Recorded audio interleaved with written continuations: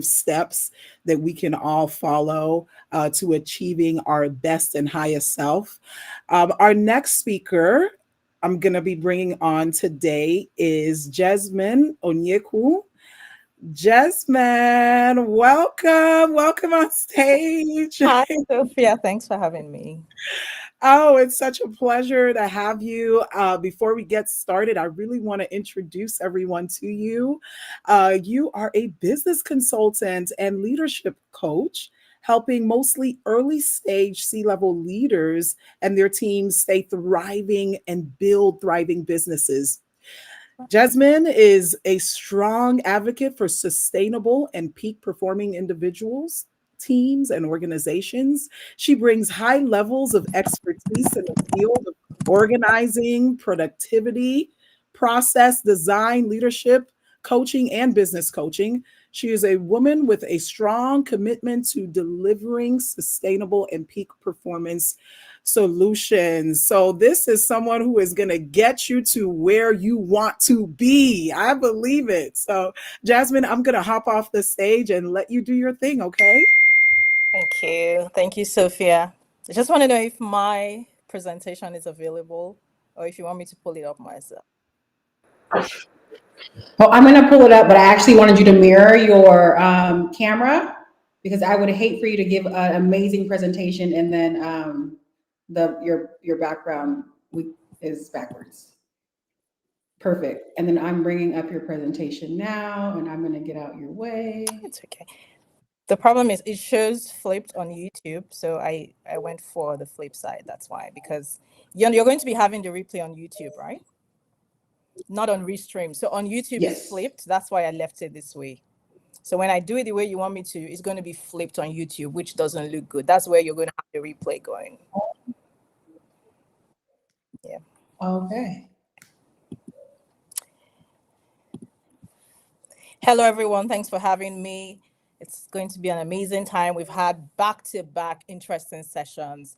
The curation of women, the collection of minds of leaders. You just have to be impressed. I am utter impressed, super impressed. And I can't wait to add to the amazing conversations that we've had so far. So good. I just can't wait for the next steps, for what we're going to build, with the change we're going to catalyze, with all that we've been blessed with, we've been loaded with. It's been packed back to back, and I'm just excited to get started. Nancy, if you don't have my presentation, let me know so I could quickly do that, because I have it on my system as well. So let me know what's going on backstage. So today we're going to be talking about future leadership for the future. And what is the future? Because when people say future, they typically think 10 years down the line, or even another century from now. The future is anything that happens after today. And today is already part of the past. So I want you to think, as we're going into the conversation today, I want you to think of in terms of the past and the future. I know we talk about being present, being mindful, being in every activity, and just being there, being yourself, being fully there. But as leaders, as people who are going to catalyze change, who are going to lead change, who are going to impact the world, we have to think in terms of the past and the future. This is what leadership is about. You take history, you look at what has been handed to you, the legacies, the ancestral frameworks, you take them, you analyze them, you dissect them, then you think of what next. What are we going to leave for our descendant, for the future, for our successors? We take what our predecessors left for us, our ancestors, and we ask, how are we going to make it better? If you're not thinking in that light, if you're not thinking in terms of taking the past and making the future better, then you might want to really sit back and reflect and contemplate on your leadership. Because we've seen it over and over again, what great leaders do. In fact, someone said, when they were talking about innovators and inventors, someone said, innovators are visitors from the future. If you're going to change the present, you have to be living mostly in the future, not in a way that is anxiety ridden, but in a way that is visionary, in a way that you are just not looking at what is today. You're going to the future. Thank you so much. So today the menu is, we're going to look at past legacy. First of all, I want to welcome you to the future of leadership, because the future of leadership looks very female. If I leave nothing with you today, I want to leave you with this belief, this notion that the future of leadership looks feminine, it looks motherly, it looks nurturing. It's all about taking care of all the great and incredible infrastructure and the beautiful things of the earth that we've received, that we've been handed by previous generations, by our ancestors. Is about nurturing now, taking care. We're talking about biocentrism. We're talking about being more eco-friendly. We're talking about a lot of things. So the future looks very female. It looks very motherly. And women have a massive role to play because traditional roles are shifting massively. And if you're a woman in these times, you are blessed. You are really privileged. The ones who went ahead of us are cheering us on. So today we're going to look at past legacies, and we're going to also look at future prospects, because now we look at the past, what next, right? So we will jump right into the future. Remember I told you how we must live as leaders. Then we're going to look at the stark reality, then current crisis and next steps. I'm going to finish off giving you 5 or 6 next steps. Next slide, please. Okay, so the past legacy, we've been building industries. We've had solutions developed across generations, across centuries. When we start looking at studying the 17th, 18th, 19th century, we're looking at industrialism, capitalism, and now we're in altruism. We've seen how industries have been molded and shifted by our ancestors. Some of you have parents, if you're lucky, you might have had parents and grandparents who built companies or who helped build companies. They didn't have to be the owners of the companies, but they were there. They saw how things evolved. They were participants in the technological revolutions of their times. That's what the past has handed us. The ability to build infrastructure. If you live in a developed world, if you live in the West, you are even more privileged. You have a privileged position because you see infrastructural magnificence that people who are coming from the global South don't have access to. They can't even see. Right, thank God for social media. Thank God, because the world is such a global village. They could only see these things on video or in media assets. It's not their lived reality. But when you come to the West, you see the kind of infrastructural feats that we've accomplished. It gives you hope to see what has been passed down to us: bridges, roads, and we're talking about tech now, the tech industry. We're all shouting AI. The AI codes and the AI frameworks weren't really built in this century. They were built from the 17th and 18th century. So that's the legacy we have. On this slide, I want to leave you with something very important. There are 2 main actors in industry. 2 main actors. Industries shape societies and shape civilizations and advance human experiences. I want you to always know that as a leader, you must think in terms of what is my stake and what industry am I playing in. If you don't have an industrial point of view, you will not be able to lead. You won't be able to innovate. So we're going to do an exercise as we go on for us to identify what industries, what places, what domains are we claiming our stake in or staking our claims in, so we can do something incredible for the future, for now and for the future. So there are 2 key actors: entrepreneurs and experts. They are the ones who build industries, who solve problems, and who develop solutions. Now on the screen here, you see another graphic where you have the entrepreneurs and experts working hard. They're on their system, typing away and working, brainstorming. The government is just like this micromanager standing there and overlooking, what are you guys doing? Okay, regulating and supervising, not necessarily supervising, but regulating and ensuring there's an enabling environment for both the entrepreneurs and the experts to thrive. So that's the past legacy that we have received. What next? What's the future? What does the future look like? The past may not have been great for a couple of us who come from marginalized communities. Next slide, please. The past may have looked bleak and we may have struggled through a lot. We may have inherited generational crisis and trauma, but no matter how bad your past is, I bring you good news. The future is looking bright. So cheer up. If you're a woman, if you're a Black American, if you're someone from the global South, if you're someone who has been colonized, marginalized, disenfranchised, whatever the case might be, the future is looking incredibly bright. I have great news for you. Next slide, please.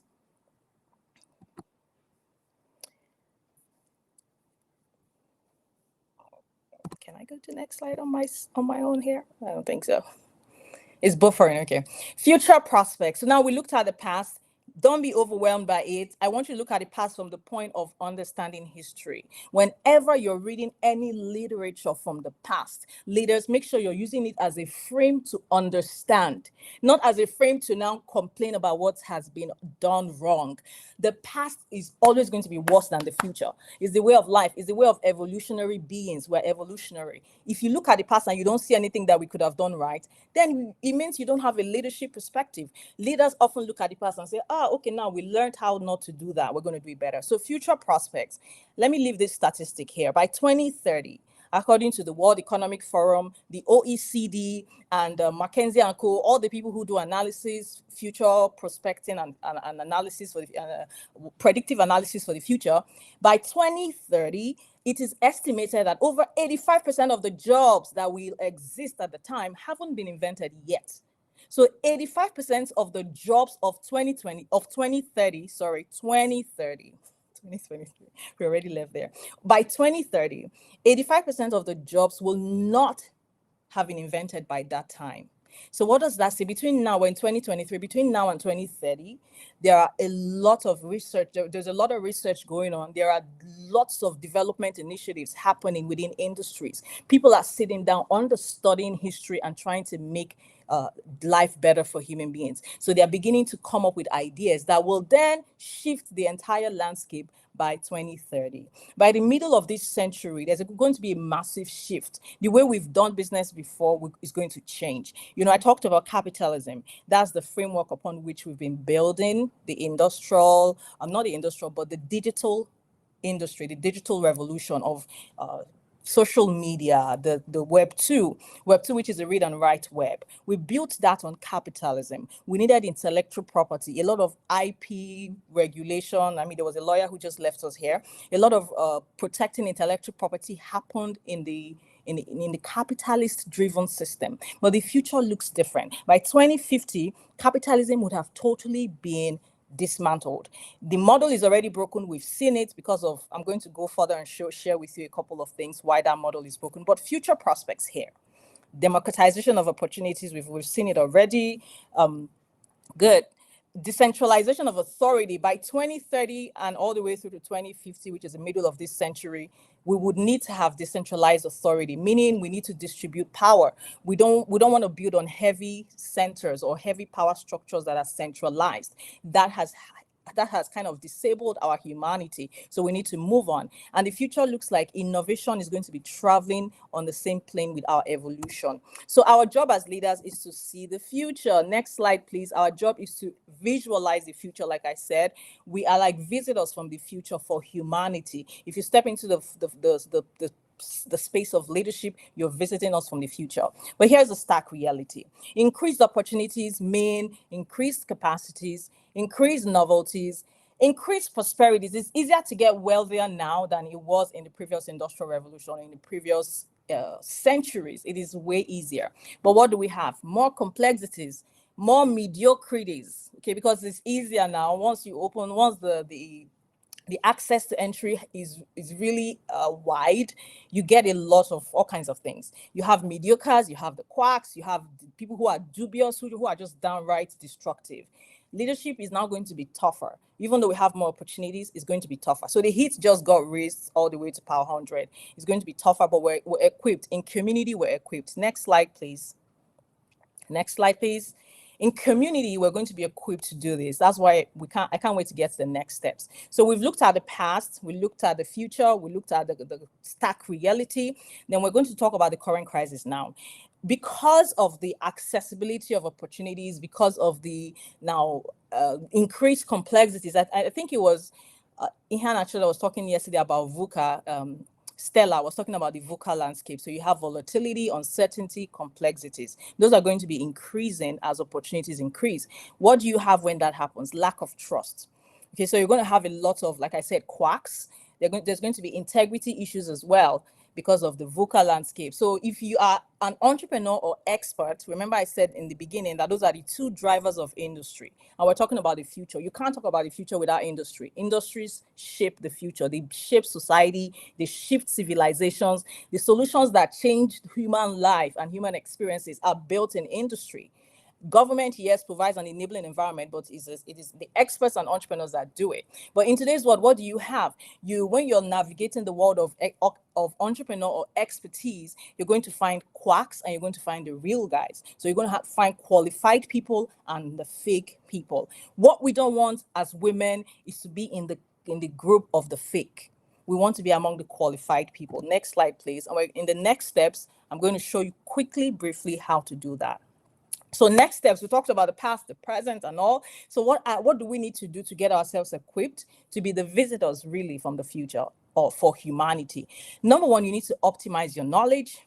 2, your expertise. 3, your mastery has to be all the way to the top. You have to keep upping the ante every day. There is no day you should sit as a leader and just relax and say, oh, I'm cool. Fine. You need to take information breaks, but your knowledge has to be consistently updated because the shifts are happening on a daily. In fact, they are happening in real time. So the next one is culture and wisdom. Let me quickly break them down. Next slide, please. Thank you very much. So let's talk about how many of us have ever felt imposter syndrome. If you're still here and you're listening, ever felt imposter syndrome? It's a conversation. Probably you've overheard it at this point, but I want to tell you it's real. Okay, it's something you're going to always deal with. You're going to have to deal with, but you need to learn to bust imposter syndrome for the future. But while you do that, be careful, because I know Manel said yesterday, don't be loud and wrong. Ife was talking about feminism, having the right feminism framework, because feminism has been abused in today's world, where women just wanted to make noise. We were loud, but what were we really saying? We're speaking, we wanted our voices to be heard, but what exactly? Were we moving the needle forward for ourselves, for our companies, for our communities? So in the future, you want to have the kind of knowledge that makes you highly valuable, makes you a problem solver, not just someone who talks. There's just a lot of rhetoric. I call them rhetorical fillers and anecdotal additives. We talk, and there's just a lot of talk. So like Manal said yesterday, we want to be loud, but we want to be loud and right. We don't want to be loud and wrong. So on the point of knowledge, you need to build yourself in order to, knowledge is a form of authority. Next slide, please. Knowledge gives you a sense of authority. So when you have that, you can withstand the changes that are going to be happening in the future, because the truth is technology is going to replace a lot of jobs. Like I said, 85% of the jobs coming haven't been invented yet. So when you up your authority with knowledge, you avoid the less mundane things. Any tasks or skills that are mundane and manual, if they are not human facing, you want to cut those away from your prospecting. Because as professionals, we prospect what are the next phases of our next steps on our career path, right? So if you're planning for your career move or a career change, make sure that you're doing things that have to do with knowledge, your brain work, manual work, things that keep your mind engaged. Anything that's going to be mundane and manual, you just want to leave that for AI and technology. Next slide, please. We're still on knowledge. We need to move right into the next one because we're running out of time. So the next one is your expertise. It was Alicia. I like to tie up most of the things that the women have said, because sometimes we come to these conferences and there's no pathway, there's no connecting thread between everything that we've said. So I'm trying to make you see how it all fits together. Alicia was talking about public service yesterday, being participating in civic engagements and being an advocate for change in the public sector with policy making. Yes, that's a part of expertise, is a type. So when it comes to expertise, we have 2 main domains, private, public. If you're working in the public sector, you're going to be partnering with Alicia. Then if you're working in the private sector, you need to look for other people to partner with, but you must choose your knowledge expertise domain. If this was a live class, we could have done this, taken a poll to see how many of us work in the private sector and in the public sector. Next slide, please. Talking fast because we have very limited time. So the next one is mastery. In order for you to improve on your expertise level, you've got to be a master. And mastery requires going through different levels of what I call epistemic framework. In order for you to build epistemic integrity, what I mean by that is when you come and say, oh, this is a recommendation from my company or from me, people trust that. People can take that to the bank and say, oh, Jesmine and Pick Perfectly said this. We know this has been verified and vetted and validated, right? So you need to be able to ensure epistemic integrity in these times. You don't want to be put in a bucket of the quacks. Next slide, please.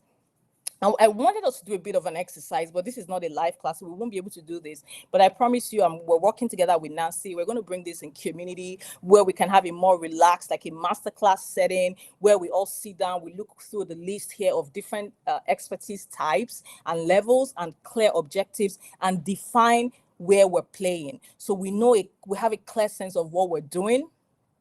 Good. We have a clear sense of what we're doing and what next steps we can plan towards on our career projection or expertise and trajectory. We won't have time to do this, but if you can grab a screenshot, please do that. So the next slide here, there are different expressions. Next slide, please. We're almost there, we're almost rounding up. Next slide, please. Thank you. So when you look on here, you see a lot of expertise expressions in today's marketplace, whether you are in the public or private sector.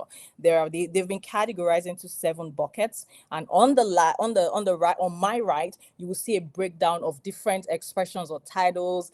You pick your title, you pick your area, and start working on that. And this is going to be dependent on how long you've been in a space, how many years of experience you have, or your preferred way of doing your work, or your personality profile. Okay, next slide, please. Next step after being a master, because it's not enough to be an expert, you need to strive for mastery. The next step is to build in culture. You need to have to be a culture stakeholder. This is no longer the time where you build in isolation or you build as a competitor. Like, we know this is one of the reasons capitalism is broken. Capitalism drove us to be fighting each other in competition. And that's why that model is beginning to be faulty. In the future, we're going to have to come together, connect, collaborate, so that we can catalyze change in community. But why do we need to do that? Because we've been saying this. Because for the future, we need culture. People are tired. They don't even know what is information or what is misinformation. They don't know what is a propaganda or what is a good agenda. So there's just mixed messaging and a lot of noise. So the signals are being drowned out by the noise. This is why you need culture. I love to be as practical as possible. We need to build in community, because that's how we shape culture.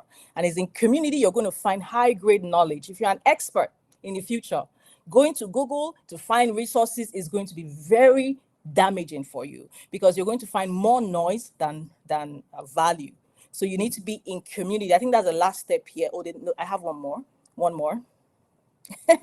more before we keep it moving. Wisdom. So when you're building culture, you become a culture stakeholder. You shape culture, you observe things in culture, you use that to improve yourself. You need wisdom. This is one of the major things I've been shouting in the past couple months. I just wrote a book titled Knowledge Workforce Unleashed. You need wisdom. Data, information, and knowledge are no longer enough. Wisdom is going to be your highest value selling proposition and your competitive edge in the future. So you need wisdom to thrive and to help others thrive. You don't want to do what everybody else is doing. Wisdom is how you upgrade, especially if you want to stand out. Next slide, please, and we close it up here. I think next slide. So this is recapping all the next steps. We will send this presentation along to you. Last slide. I just authored a book, Knowledge Workforce Unleashed. In the book, I talk a lot about wisdom, knowledge, all the things you see me share, all the things I talked about, the expertise levels, they are all embedded in the book. And I want to give 2 copies of this to 2 women here today. If you're on this call, we need you to send Nancy an email or the Strategic Solutions team if you are interested. We only want to give this to people who are interested. If you want to be a visionary for the future, help us build. Women, the time is now. Let us build. So let's get ready. If you're if you're 2 of the women here who want to be part of building for the future, send an email to the Strategic Solutions team and we'll get you copies of this book. Thank you, Jesmine. I really, really appreciate you. Really valuable knowledge. I know a lot of women feel very empowered knowing that the